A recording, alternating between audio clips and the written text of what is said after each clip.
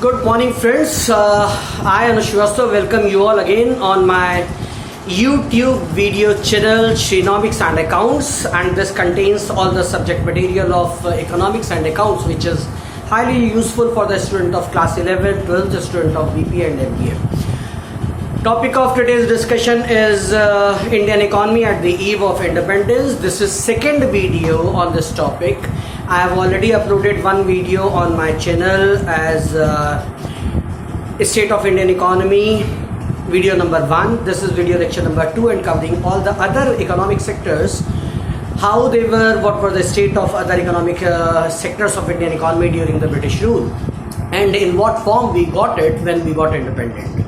Again, this topic is highly useful for all the students of economics because they must know where was Indian economy lying when Britishers left us with the independence. So we have already done in my previous video state of agriculture, state of infrastructure, state of foreign trade in Indian economy, and now few more topics of discussion.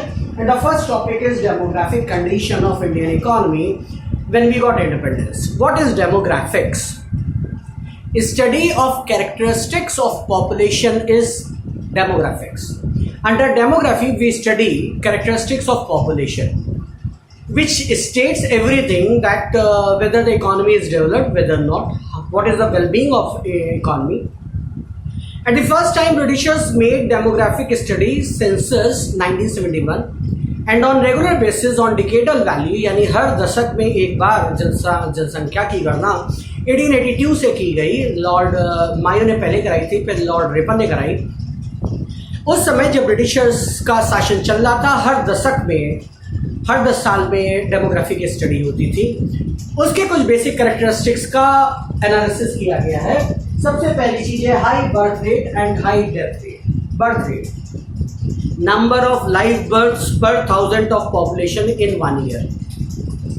Death rate, number of deaths per 1000 of population in 1 year. These both were high. बहुत सारे जनता आती थी और बहुत सारे लोग बाग साल के अंत में चले जाते थे. प्लेटफॉर्म खाली हो जाता था. इसको इस तरीके से समझ लीजिए, बहुत सारे बच्चे जन्म लेते थे, लेकिन चूंकि हेल्थ की मेजरमेंट्स नहीं थे, फैमिली प्लानिंग का कोई प्रोविजन नहीं था, मेडिकल फैसिलिटीज नहीं थी, अवेयरनेस नहीं थी, तो वो शिशु जो जन्म लेते थे उन्हें बहुत जल्दी कोई इन्फेक्शन हो जाता था और बहुत जल्दी वो, इसीलिए शायद बच्चों को भगवान का स्वरूप कहा जाता था. वो दर्शन देते थे और चले जाते थे. आई एम सॉरी फॉर व्यंग्यात्मक टिप्पणी, लेकिन मैं सरकाज़्म मार रहा हूँ. सरकाज़्म को लीजिए इसको. Medical facilities and education was not there and that why high birth rate and high death rate was there. Life was not certain at all. Low literacy rate, there was no provision of education by the government. जैसे आज भारत सरकार हर एक को प्राथमिक शिक्षा निःशुल्क प्रदान करती है, ऐसा कोई प्रावधान नहीं था. छोटे छोटे गुरुकुल हुआ करते थे, कहीं कहीं पे लोग बाग एक दूसरे को पढ़ा देते थे. कुछ बहुत ही अच्छे घरों के लोग बाग इंटर तक या ग्रेजुएशन तक पढ़ जाते थे. अदरवाइज शिक्षा का सर्वथा अभाव था. Then next is poor health facilities. Again, when there is no medical facilities, there is no health facilities. Health facilities बहुत ज़्यादा कमजोर थी. High infant mortality rate, शिशु मृत्यु दर बहुत ऊंची थी. नंबर ऑफ डेथ्स पर लाइफ 1000 बर्थ, 1000 जीवित जन्म लेने वाले शिशुओं में मृत्यु हो जाने वाली संख्या 6 माह तक के बच्चों के लिए. That was very high. I have already explained in case of high birth there was no medical facilities, immune system was not strong, mothers were not healthy and that is why बच्चे ज़्यादा समय तक जन्म नहीं ले पाते थे. शिशु मृत्यु दर बहुत ज़्यादा हाई हुआ करता था. लो लाइफ एक्सपेक्टेंसी. वैसे तो आयु लोगों की बड़ी लंबी लंबी होती थी, लेकिन वो बच्चे जो आते थे और 6 महीने में चले जाते थे, वो एवरेज बिगाड़ कर रखते थे. गांव में आज तो ये भाषा आप नहीं सुनते, लेकिन 40 साल के व्यक्ति को डुकरिया बुलाया जाने लगता था, क्योंकि वो वृद्ध हो जाते थे. वृद्ध इसलिए हो जाते थे क्योंकि हेल्थ फैसिलिटीज नहीं होती थी. बहुत कम आयु में विवाह, बहुत कम आयु में बच्चे, और उसके बाद 40 साल तक का बुढ़ापा, और 40 से 45 साल में life expectancy was line between 35 to 40. 40-45 साल में ये माना जाता था चला जाएगा जो भी जन्म लेने वाला है. Then next is wide spread poverty. ये मैंने आपको एग्रीकल्चर सेक्टर और इंडस्ट्रियल सेक्टर में बता दिया। एग्रीकल्चर सेक्टर की स्टेट बहुत खराब थी। इंडस्ट्रियल सेक्टर में हैंडीक्राफ्ट को पूरी तरीके से ब्रिटिश गवर्नमेंट ने उजाड़ दिया था, जिसके कारण गरीबी बहुत ज़्यादा थी। That was demographic conditions during the British rule.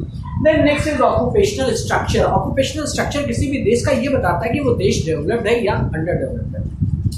यदि आपके देश में बहुत कम जनसंख्या एग्रीकल्चर में जुड़ी हुई है, वर्तमान में अमेरिका में 3% पॉपुलेशन अपनी जीविका कृषि से पाती है, बाकी सारे के सारे इंडस्ट्रियल सेक्टर और सर्विस सेक्टर से पाते हैं, इसलिए वो डेवलप्ड है। मैंने ये आंकड़ा इसलिए दिया जिससे आपको पर्सपेक्टिव क्लियर हो। 3% population is dependent on agriculture in USA, and when we got independence more than 80% population were dependent on agriculture. Occupational structure, लोगों को रोजगार कहां पर मिला हुआ है? प्रीडोमिनेंस ऑफ प्राइमरी ऑक्यूपेशन, ज्यादातर सारे के सारे लोग कृषि से जुड़े हुए हैं। प्राइमरी सेक्टर में आप पशुपालन को ले सकते हैं, मत्स्य पालन को ले सकते हैं, agriculture, horticulture, floriculture, sericulture, apiculture, ये सब प्राइमरी सेक्टर में आता है। लेकिन ये कहीं ना कहीं लैंड से जुड़ा है, कृषि से जुड़ा है, और सारे के सारे लोग इसी से जुड़े हुए थे। यद्यपि regional variations were there, that was not stable, that was not throughout. Tamil Nadu को एग्जाम्पल ले लीजिए, उड़ीसा को ले लीजिए, केरला को ले लीजिए, इसमें कुछ वेरिएशंस थे। एग्रीकल्चर के अलावा भी लोग हैंडीक्राफ्ट वगैरह दूसरे सेक्टर्स में इन्वॉल्व हुआ करते थे, बट ये इंपॉर्टेंट है that most of population was dependent on agriculture. आपको व्यंग के रूप में नहीं बता रहे हैं, लेकिन फिर भी बता रहे हैं। जब हम लोग आजाद हुए और कांग्रेस पार्टी जो इस देश की सबसे बड़ी राजनीतिक दल था, उसका चुनाव चिन्ह नहीं था 2 बैलों की जोड़ी। कृषि, किसान, ये विकास का पैमाना था। आज के इकोनॉमिक्स के हिसाब से ये बैकवर्डनेस का निशान होता है, लेकिन उन्होंने 2 बैलों की जोड़ी इसलिए ली थी क्योंकि वो कृषि बताना चाहते थे, और कृषि बताना चाहते थे तो ये बताना चाहते थे किसानों की पार्टी किसान के हित के लिए कार्य करेगी। ये ऐसा इसके लिए जिससे कि प्रीडोमिनेंस ऑफ प्राइमरी सेक्टर को समझ में आ सके। Then next is infrastructure. Now this conveys whether the economy will grow or not. What is the state of economy? Infrastructure में कोल आता है, स्टील आता है, आयरन आता है, रोड आता है, कम्युनिकेशन आता है, ट्रांसपोर्टेशन आता है। ये सारी चीजें किसी देश के इंफ्रास्ट्रक्चर को बताती हैं। जितना ज्यादा डेवलप्ड होती है वो देश उतना ही ज्यादा विकास के पथ पर होता है। मैं इससे कुछ टॉपिक्स को मैंने लिया हुआ है जो उस समय इंफ्रास्ट्रक्चर के नाम पे थे या नहीं थे। सबसे पहले roads, only national highways were there, state highways were not there. Local roads के लिए सब ब्रिटिश सरकार कभी भी सोचती नहीं थी। नेशनल हाईवेज इसलिए थे जिससे कि कच्चे माल को एक जगह से दूसरी जगह पर सी पोर्ट्स तक ले जाया जा सके, जिससे कि वो ब्रिटेन पर एक्सपोर्ट किए जा सके। अदरवाइज रोड के लिए स्केर्सिटी ऑफ फंड हुआ करता था और रोड्स नहीं बना करती थी। Railways was the big achievement and a big contribution by Britishers to Indian economy. Railways आज भी माना जाता है ब्रिटिशर्स द्वारा दी गई भारत का बहुत बड़ा तोहफा है। आज रेलवेज ट्रांसपोर्टेशन की बैकबोन है और इस देश की इकोनॉमी को सपोर्ट करने में बहुत बड़ा योगदान देती है। लेकिन ब्रिटिशर्स ने रेलवेज को जब इस्टेब्लिश किया था तो उनका पर्पस जनता की देखभाल, जनता का ट्रांसपोर्टेशन, एक प्लेस से दूसरे प्लेस तक मूवमेंट नहीं हुआ करता था। Britishers were totally driven by their economic objectives. उन्हें ये पता था कि देश बहुत विशाल है, पूरे देश में एग्रीकल्चर प्रोडक्शन हो रहा है, हर जगह से माल को, कच्चे माल को उठा करके हमें पोर्ट्स, सी पोर्ट्स तक ले जाना है। लॉन्ग ट्रेवल डिस्टेंसेस के लिए उन्होंने रेलवेज को लॉन्च किया था और ज़्यादातर गुड्स ट्रेन चलाई थी, लेकिन पटरियां थी, रेलवे था, जिसका इंडिपेंडेंस के बाद इंडियन गवर्नमेंट ने बहुत अच्छा यूज़ किया और वो ट्रांसपोर्टेशन के लिए बेहतर तरीके से यूज़ हुए। लेकिन yes, railways, long distance travel के लिए रेलवेज को लॉन्च किया गया था और ये ब्रिटिशर्स का वाकई बहुत बड़ा कंट्रीब्यूशन था। Achievement of British government, contribution of British government towards Indian economy में ये बहुत इंपॉर्टेंट एस्पेक्ट है। कम्युनिकेशन को लेकर के रिवोल्यूशन हुई थी। Post and telegraph were introduced by British government, जो कि प्राइमरली ब्रिटिश आर्मी के लिए यूज करी गई। बाद में इन्हीं चीज को ओपन कर दिया गया जनता के लिए और वो कम्युनिकेशन का एक बहुत ही मेजर एस्पेक्ट यूज हुआ था। अगेन बहुत चीजें, यानी रेलवेज के बारे में बात कर लीजिए, चाहे आप पोस्ट एंड टेलीग्राफ के बारे में बात कर लीजिए। मैं एक इंडियन होने के नाते ये बता रहा हूँ कि ये दोनों चीज़ें इंट्रोड्यूस की गई थी ब्रिटिशर्स द्वारा उनके पर्पस के लिए, लेकिन बाद में ये इंडियन इकोनॉमी के बहुत बड़े एसेट साबित हुए हैं। ना I am dealing with overall problems, सभी टॉपिक्स के बारे में डिस्कशन कर दिया है। पूरी इकोनॉमी को लेकर के क्या क्या प्रॉब्लम्स थी ड्यूरिंग द ब्रिटिश रूल, या इसे दूसरी तरीके से ये समझिए कि जब हम आज़ाद हुए तो ब्रिटिशर्स ने जो हमें इकोनॉमी दी उसमें क्या क्या प्राइमरी समस्याएं थी जो भारत सरकार को रिजॉल्व करनी थी। The first one was constant PCI, per capita income लगातार स्थिर थी, इसमें कोई वृद्धि नहीं हो रही थी। लोग कृषि से किसी तरीके से अपनी जीविका अर्न कर रहे थे। हैंडीक्राफ्ट खत्म कर दिया गया था, इंडस्ट्रियलाइजेशन इंट्रोड्यूस नहीं किया गया था क्योंकि मोनोपोली और British control over Indian economy लागू थी। वो चाहते थे कि ब्रिटिश उद्योगों के प्रोडक्ट इंडियन इकोनॉमी में बिके। Then next is dependence on agriculture. पूरा का पूरा देश एग्रीकल्चर पर डिपेंडेंट था। जहां यूरोप में, जहां अमेरिका में, जहां फ्रांस में इंडस्ट्रियल रिवोल्यूशन चल रहा था पिछले 50 साल से, हम लोग बहुत ही पुराने मेथड के जरिए एग्रीकल्चर का प्रोडक्शन कर रहे थे।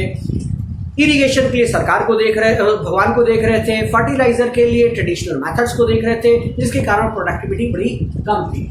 जमींदारी system was a big felony of Indian economy. न जाने कितने किसानों को उन्होंने भूमिहीन किसान बना दिया।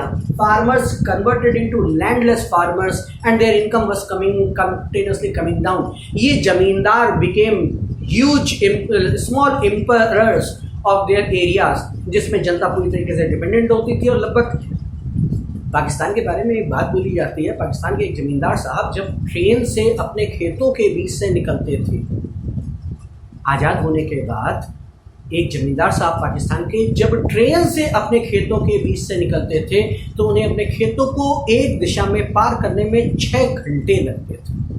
आप समझ सकते हैं जमींदार कैसे होते थे। ये जमींदार ऐसे होते थे कि अगर इन्हें ट्रेन से सफर करना होता तो पूरी बोगी बुक करते थे। ये जमींदार बहुत ज़्यादा वेल्थ हुआ करती थी क्योंकि किसानों की धीरे धीरे जमीनें इनके पास जाती गई, फार्मर्स लैंडलेस फार्मर्स होते गए, पॉवर्टी एक्सटेंसिव होती गई जमींदारी सिस्टम के कारण। And then next is traditional methods of cultivation. 2 बैल 1 हल, नीम की और गोबर की फर्टिलाइजर्स, यही यूज होता रहा 100 साल 200 साल तक एग्रीकल्चर में यही यूज होता रहा। ना कोई मेथड यूज किया गया एग्रीकल्चरल डेवलपमेंट का, ना ही प्रोडक्टिविटी को इनहांस करने का कोई तरीका लगाया गया। फार्मर्स कर नहीं सकते थे क्योंकि उनके पास इन्वेस्टमेंट नहीं होता था, तो वो ये सब प्रयोग कर नहीं सकते थे। Government was least interested for the same.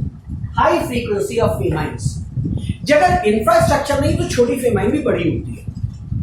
छोटा सा प्लेग फैला, पूरा शहर साफ। छोटी सी काली खांसी, हैजा, खसरा, ये सब वो प्रॉब्लम्स हैं जो आज शिशु के जन्म लेते हुए वैक्सीन दे देते हैं और पूरी जिंदगी उससे मुक्त हो जाता था। लेकिन उस समय चूंकि मेडिकल फैसिलिटीज नहीं थी, ये बीमारियां जरा सी फैलती थी और पूरा पूरा शहर साफ कर देती थी पॉपुलेशन वाइज। इंपॉर्टेंट बात यह भी है कि फेमाइन खाली गवर्नमेंट नहीं होती थी, क्योंकि हर जगह प्राइवेट प्लेयर्स होते थे, वो अपना मुनाफा चाहते थे। तो ये फेमाइन पहले तो नेचुरल होती थी और बाद में यही फेमाइंस मैन मेड कर दी जाती थी, क्योंकि हाई प्रॉफिटेबिलिटी के लिए लोग बाग इन सारी चीजों का ब्लैक मार्केटिंग और होर्डिंग शुरू कर देते थे।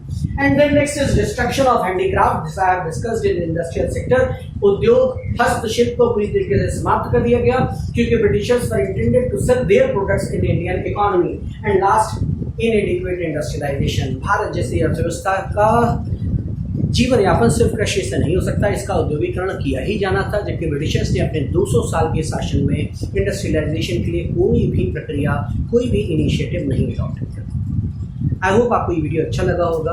इससे लगभग सारा सब्जेक्ट मैटर इस चैप्टर का कवर हो रहा है, जो कि बहुत ही यूजफुल है सीबीएसई क्लास 12 और आईएससी क्लास 11 के लिए। अगर आपको ये वीडियो अच्छा लगा हो तो आप इसे शेयर कर सकते हैं, लाइक कर सकते हैं। Thanks for watching video. Happy learning. Thank you.